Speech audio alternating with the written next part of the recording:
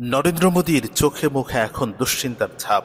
কারণ তিনি জানেন বলিউডের জৌলুস আর ক্রিকেটের আইসিসি নিয়ন্ত্রণের মধ্য দিয়ে জনতার মন ভোলানো গেলেও বাস্তবতা সম্পূর্ণ ভিন্ন। সেলুলয়েডের মাসেল পাওয়ার আর বাস্তবের শক্তির মধ্যে আকাশ পাতাল পার্থক্য। তাই চীন, পাকিস্তান ও বাংলাদেশের ক্রমবর্ধমান সম্পর্ক এখন রীতিমতো ভারতের ঘুম কেড়ে নিয়েছে।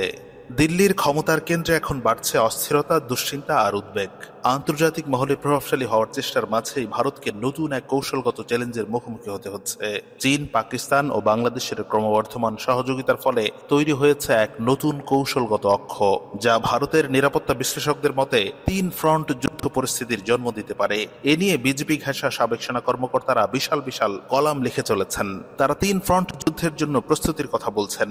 নইলে এই তিন ফ্রন্ট যে কোনো সময় ভারতের ঘাড় মটকে দিতে পারে, ভেঙে টুকরো টুকরো করে দিতে পারে বিশাল এই দেশটিকে। এই গল্প শুধু কৌশল আর যুদ্ধের নয়, বরং এটি ভয়, উচ্ছ্বাসা আর ভূ রাজনীতির এক জটিল খেলা। সাবেক ভারতীয় সেনা কর্মকর্তা লেফটেন্যান্ট কর্নেল মনোজ চৈনান তার বিশ্লেষণে চাঞ্চল্যকর তথ্য দিয়েছেন।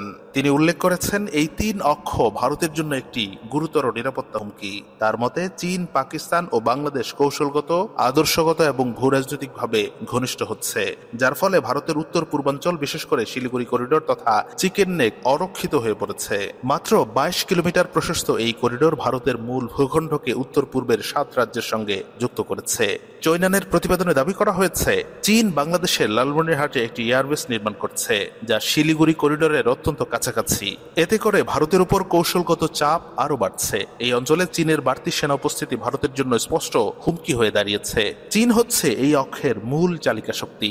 অর্থনৈতিক ও সামরিকভাবে চীন যেভাবে বিস্তার ঘটাচ্ছে তা ভারতীয় বিশ্লেষকদের চিন্তিত করে তুলেছে। চীনের 2025 সালের সামরিক বাজেট $23,000 কোটি ছাড়িয়ে গেছে, যা ভারতের প্রায় 3 গুণ।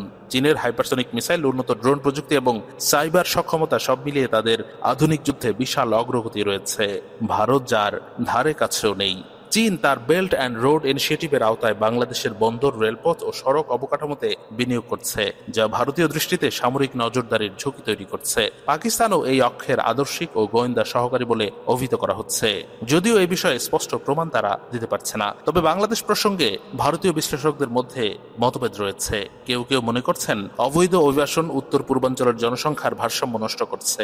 আবার কেউ বলছেন বাংলাদেশের সঙ্গে ভারতের সম্পর্ক ঐতিহাসিকভাবে বন্ধুত্বপূর্ণ এবং ভারতের বিরুদ্ধে সামরিক জোট গঠনের কোনো তথ্য নেই। তবে বাংলাদেশ চীন অর্থনৈতিক ঘনিষ্ঠতা নিয়েও রয়েছে উদ্বেগ। বিশেষত চট্টগ্রাম ও পায়রা বন্দরে চীনের বিনিয়োগ ভারতের দৃষ্টিতে কৌশলগত চিন্তার কারণ হয়ে দাঁড়িয়েছে।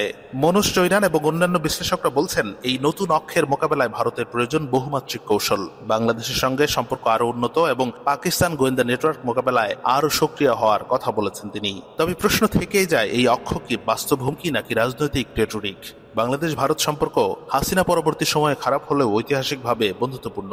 আর চীনের সাথে বাংলাদেশের অর্থনৈতিক সম্পর্ক জোরদার হলেও তারা ভারতের বিরুদ্ধে সামরিক জোট গঠন করছে এমন কোনো তথ্য নেই। আবার পাকিস্তানের সাথেও বাংলাদেশের সম্পর্ক শীতল। তাহলে এই অক্ষ কি ভারতীয় মিডিয়ার ভয় ছাড়ানোর কৌশল, নাকি এটি সত্যি ভারতের জন্য হুমকি? বিশ্লেষকদের মতে এই অক্ষের আসল শক্তি চীনের হাতে। এক্ষেত্রে পাকিস্তান ও বাংলাদেশের ভূমিকা গৌণ হলেও চীনের অর্থনৈতিক ও সামরিক শক্তি ভারতের জন্য বড় চ্যালেঞ্জ। এই অঞ্চলে ভারত কারোর সাথে বিরোধে জড়ালে চীন অবশ্যই সেখানে অর্থনৈতিক ও সামরিক লড়াই শুরু করবে। আর ভারতের মূল ভয়টা আসলে সেখানেই, যার জন্যই তারা কিছুতেই স্থির থাকতে পারছে না।